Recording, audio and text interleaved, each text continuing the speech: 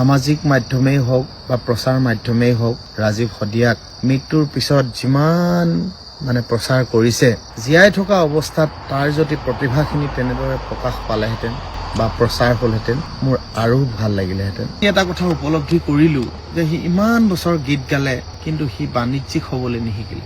কেনেধৰণে অৰ্থ উপাৰ্জন কৰি কেনেধৰণে মানুহে জীৱনটোক আগুৱাই নিব লাগে সেইখিনি হয়তো সি বুজি উঠা নাছিল বহুদিনলৈকে। এটা তাৰ কণমানি 7 বছৰীয়া ল'ৰা আছে, পৰিবাৰৰ মুখখন চাব নোৱাৰা অৱস্থা। সেই উপাসনাৰ চকুহাললৈ মই চাবই নোৱাৰিলো। তাৰ মাক, দেউতাক, ককায়েক আৰু ভায়েক আৰু গোটেই ঘৰখন সিয়ে চলাইছিল গান গাই গাই। মৃত্যুটো অনিবাৰ্য হ'বই, সকলোৰে মৃত্যু এদিন। সেই একে পথতে আমি যাত্ৰী হ'ব লাগিব, কিন্তু কাৰোবাৰ পৰা কিবা পাব লগা থাকিলে তেওঁ সোনকালে গুচি গ'লে বহুত বেছিকে অশান্তি হয় মানুহৰ মন। তাৰ পৰা বহুত কিবা কিবি পাব লগা আছিল। কিন্তু এতিয়া কথা হ'ল কি, পৰৱৰ্তী পৰ্যায়ত ৰাজীৱৰ পৰিয়ালটোৱে কেনেদৰে আগুৱাই যাব, সেই কণমানি ল'ৰাটোক লৈ তেওঁৰ পত্নীয়ে কেনেদৰে আগুৱাই যাব, এইটোৱে আটাইতকৈ ডাঙৰ কথা আহি পৰিছে। এটা আবেদন আছে চৰকাৰৰ প্ৰতি বা মুখ্যমন্ত্ৰী মহোদয়ৰ প্ৰতি যে তাৰ পৰিয়ালটো এটলিষ্ট শিল্পী সত্তাৰে চিন্তা কৰিলে ভাল হ'ব। কাৰণ তাৰ পৰিয়ালৰ ৱাইফৰ সাধাৰণ যদি যোগ্যতা অনুসৰিও এটা চাকৰি হয়, এটলিষ্ট তাৰ পৰিয়ালটোৱে তাৰ আত্মাই সদগতি লাভ কৰিব। কাৰণ ল'ৰাটোৰ ভৱিষ্যতটো নিশ্চিত হ'ব যে সি এজন ভাল মানুহ হ'ব পাৰিব।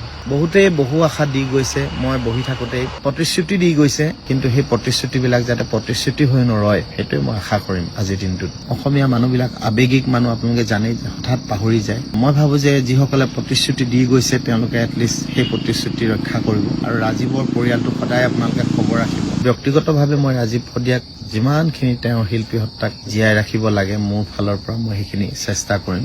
মই আশা কৰিম যে নতুন প্ৰজন্মই বা আমাৰ শিল্পীসকলে ৰাজীৱ শদিয়াৰ এই শিল্পী সত্তাক আমি সদায় জীয়াই ৰাখিব লাগে, আৰু যাতে কোনো শিল্পীয়ে এনেদৰে খুব কম দিনৰ মাজতে আমাৰ মাজৰ পৰা হেৰাই নাযায়, সেইটোৱে ভগৱানৰ ওচৰত প্ৰাৰ্থনা কৰিম। আপোনালোকে জানে যে অসমৰ প্ৰতিভাৱান এজন কণ্ঠশিল্পী আমাৰ মাজৰ পৰা হেৰাই গ'ল, ৰাজীৱ শদিয়া। আৰু সেইকাৰণে আজি কেইদিনমানৰ পৰাই তাক হেৰুৱাই একেবাৰে ভাল লগা নাছিল।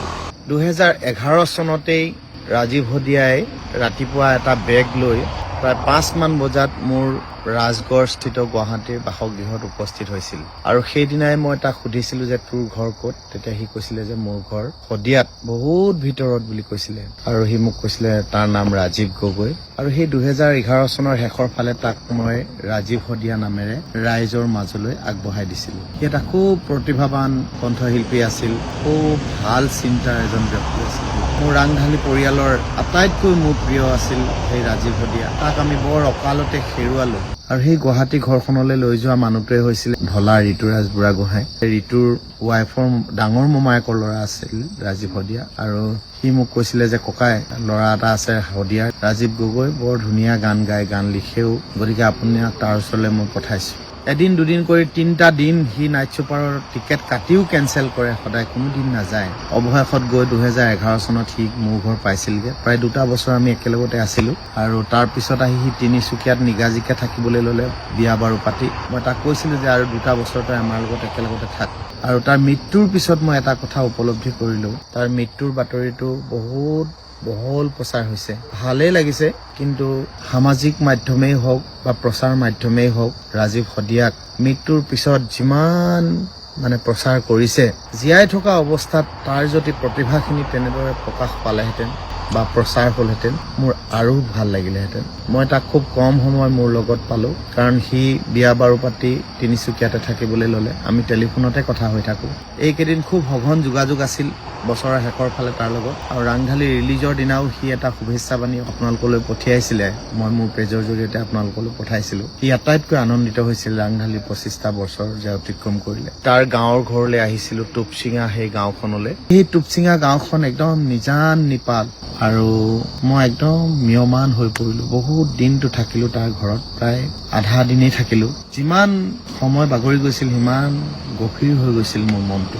এটা তাৰ কণমানি 7 বছৰীয়া ল'ৰা আছে, পৰিবাৰৰ মুখখন চাব নোৱাৰা অৱস্থা। সেই উপাসনাৰ চকুহাললৈ মই চাবই নোৱাৰিলো। তাৰ মাক, দেউতাক, ককায়েক আৰু ভায়েক আৰু গোটেই ঘৰখন সিয়ে চলাইছিল গান গাই গাই। এটা কথা উপলব্ধি কৰিলো যে সি ইমান বছৰ গীত গালে কিন্তু সি বাণিজ্যিক হ'বলৈ নিশিকিলে। কেনেধৰণে অৰ্থ উপাৰ্জন কৰি কেনেধৰণে মানুহে জীৱনটোক আগুৱাই নিব লাগে সেইখিনি হয়তো সি বুজি উঠা নাছিল বহু দিনলৈকে। ৰাইজৰ লগত কথা পাতি গম পালো যে শেষৰ পৰ্যায়ত সি বহুতখিনি কথাই বুজি উঠিছিলে। মৃত্যুটো অনিবাৰ্য হবই, সকলোৰে মৃত্যু এদিন, সেই একে পথতে আমি যাত্ৰী হব লাগিব। কিন্তু কাৰোবাৰ পৰা কিবা পাব লগা থাকিলে তেওঁ সোনকালে গুচি গলে বহুত বেছিকে অশান্তি হয় মানুহৰ মন। তাৰ পৰা বহুত কিবা কিবি পাব লগা আছিল। কিন্তু এতিয়া কথা হ'ল কি, পৰৱৰ্তী পৰ্যায়ত ৰাজীৱৰ পৰিয়ালটোৱে কেনেদৰে আগুৱাই যাব, সেই কণমানি ল'ৰাটোক লৈ তেওঁৰ পত্নীয়ে কেনেদৰে আগুৱাই যাব, এইটোৱে আটাইতকৈ ডাঙৰ কথা আহি পৰিছে।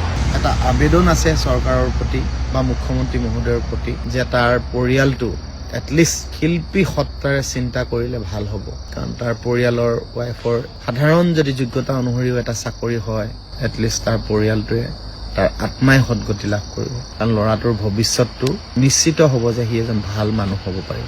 বহুতেই বহু আশা দি গৈছে, মই বহি থাকোঁতেই প্ৰতিশ্ৰুতি দি গৈছে, কিন্তু সেই প্ৰতিশ্ৰুতিবিলাক যাতে প্ৰতিশ্ৰুতি হৈ নৰয় সেইটোৱে মই আশা কৰিম আজিৰ দিনটোত। অসমীয়া মানুহবিলাক আৱেগিক মানুহ, আপোনালোকে জানেই যে হঠাৎ পাহৰি যায়। মই ভাবোঁ যে যিসকলে প্ৰতিশ্ৰুতি দি গৈছে তেওঁলোকে এটলিষ্ট সেই প্ৰতিশ্ৰুতি ৰক্ষা কৰিব। আৰু ৰাজীৱৰ পৰিয়ালটো সদায় আপোনালোকে খবৰ ৰাখিব। সদৌ অসম ছাত্ৰ সন্থাই কৈছে যে এটা প্ৰতিমূৰ্তি ৰাজীৱ শদিয়াৰ হ'ব, এইটো খুব ভাল লাগিলে শুনি। শদিয়াবাসীৰ প্ৰতিও মোৰ এটা অনুৰোধ, শদিয়াৰ যিসকল সামাজিক ব্যক্তি, যিসকলে ৰাইজৰ লগত লাগি থাকে, বিভিন্ন দল সংগঠনৰ প্ৰতিও মোৰ অনুৰোধ, এটা দাবী থাকিব লাগে যে তেওঁৰ পৰিয়ালটোৱে এটা সংস্থাপন পায়। শিল্পীসকলেও এইটো একেমুখে ক'ব লাগে, ৰাজীৱৰ পৰিয়ালটোৱে এটা সংস্থাপন পাব লাগে। আৰু মুখ্যমন্ত্ৰী মহোদয়লৈও আমি শিল্পীসকলৰ পৰা আমি এটা অনুৰোধ জনাইছো ব্যক্তিগতভাৱেও যে অসমৰ বৰ্তমান মুখ্যমন্ত্ৰী গৰাকীয়ে হৈছে সাংস্কৃতিক, বৌদ্ধিক আৰু আধ্যাত্মিক সকলো দিশৰ পৰাই তেওঁ অসমৰ মানুহৰ সহৃদয়ত আছে। আৰু সেইকাৰণে নিশ্চয় ৰাজীৱ শদিয়াৰ এই পৰিয়ালটোৰ কথা এবাৰ হলেও ভাবিব মুখ্যমন্ত্ৰী মহোদয়। আৰু অনাগত দিনত ৰাজীৱ শদিয়াৰ এই পৰিয়ালটোক এটা সংস্থাপন পোৱাৰ আশা কৰিম আমি। ৰাজীৱৰ সেই সৃষ্টিৰাজিক আমি কেনেদৰে জীয়াই ৰাখিম, ব্যক্তিগতভাৱে মই ৰাজীৱ শদিয়াক যিমানখিনি তেওঁৰ শিল্পী সত্তাক জীয়াই ৰাখিব লাগে মোৰ ফালৰ পৰা মই সেইখিনি চেষ্টা কৰিম। মই আশা কৰিম যে নতুন প্ৰজন্মই বা আমাৰ শিল্পীসকলে ৰাজীৱ শদিয়াৰ এই শিল্পী সত্তাক আমি সদায় জীয়াই ৰাখিব লাগে। মনৰ কথাখিনি কাকনো প্ৰকাশ কৰিম বুলি ভাবিয়েই সকলো ৰাইজৰ লগত একেলগে কথা পাতিব বিচাৰিলো। কি কৰিলে ভাল হয় আপোনালোকৰ ভাল দিহা পৰামৰ্শ আমাক দিব, আৰু যাতে কোনো শিল্পীয়ে এনেদৰে খুব কম দিনৰ মাজতে আমাৰ মাজৰ পৰা হেৰাই নাযায়, সেইটোৱে ভগৱানৰ ওচৰত প্ৰাৰ্থনা কৰিম। মই সকলো ৰাইজক এটা অনুৰোধ কৰিছো, ৰাজীৱ শদিয়াৰ এই পৰিয়ালটিক কোনেও যাতে পাহৰি নাযায়, তাৰ প্ৰতি মোৰ এটা বিনম্ৰ অনুৰোধ থাকে।